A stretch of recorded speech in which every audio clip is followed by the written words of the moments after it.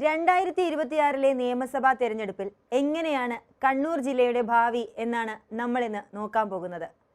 11 നിയോജക മണ്ഡലങ്ങളാണ് കണ്ണൂർ ജില്ലയിൽ ആകെയുള്ളത്. 2021 99 സീറ്റോടെ LDF തരംഗം കേരളത്തിൽ ആഞ്ഞടിച്ചപ്പോൾ 11-ൽ 9 മണ്ഡലങ്ങളാണ് അന്ന് ഇടതുപക്ഷത്തിനൊപ്പം നിന്നത്. ഇരിക്കൂറും പേരാവൂറും മാത്രമാണ് ആ തെരഞ്ഞെടുപ്പിൽ UDF പിടിച്ചത്. ഇരിക്കൂർ സജീവ് ജോസഫും പേരാവൂർ സണ്ണി ജോസഫുമാണ് MLA മാർ. ഇനി വരാനിരിക്കുന്ന തിരഞ്ഞെടുപ്പിൽ പക്ഷേ പഴയ പ്രതാപം LDFിനുണ്ടാകില്ല എന്നത് ഉറപ്പാണ്. അത് പറയാൻ നമ്മുടെ മുന്നിൽ വ്യക്തമായ കണക്കുകളുണ്ട്. 2024 നടന്ന ലോക്സഭാ മണ്ഡലങ്ങളിലേക്കുള്ള തെരഞ്ഞെടുപ്പിന്റെ കണക്കുകൾ നോക്കിയാൽ നമുക്ക് അത് മനസ്സിലാക്കാവുന്നതേ ഉള്ളൂ. 6 സീറ്റുകളിൽ UDF മുന്നിൽ നിൽക്കും എന്നതാണ് കണക്കുകൾ സൂചിപ്പിക്കുന്നത്. UDFിന്റെ സിറ്റിംഗ് മണ്ഡലങ്ങളായ പേരാവൂറും ഇരിക്കൂറും UDF തന്നെ നിലനിർത്തും. ഒപ്പം അഴീക്കോട്, കണ്ണൂർ, തളിപ്പറമ്പ്, കൂത്തുപറമ്പ് എന്നീ മണ്ഡലങ്ങൾ കൂടി UDFിനൊപ്പം നിൽക്കും. ബാക്കി മണ്ഡലങ്ങളിൽ ബലാബലം UDF LDF പോരാട്ടം നടക്കും എന്നാണ് കരുതേണ്ടത്.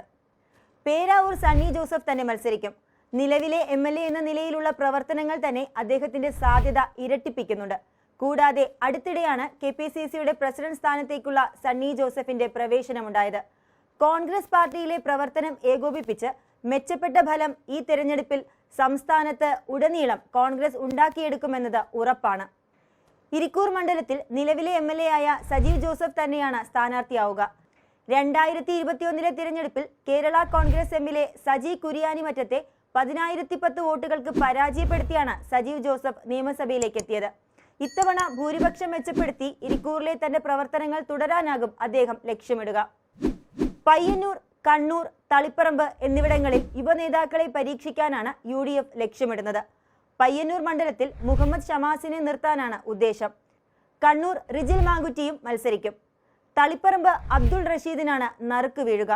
CPMന്റെ സംസ്ഥാന സെക്രട്ടറിയായ സാക്ഷാൽ MV ഗോവിന്ദൻ മാസ്റ്റർ MLA ആയ മണ്ഡലമാണെങ്കിൽ കൂടി തളിപ്പറമ്പിൽ UDFന് തന്നെയാകും മുൻതൂക്കമുള്ളത്. അഴീക്കോട് മുസ്ലിം ലീഗിന്റെ മണ്ഡലമായതുകൊണ്ട് തന്നെ ഫാത്തിമ തഹ്ലിയാകും അവിടുത്തെ സ്ഥാനാർത്ഥി.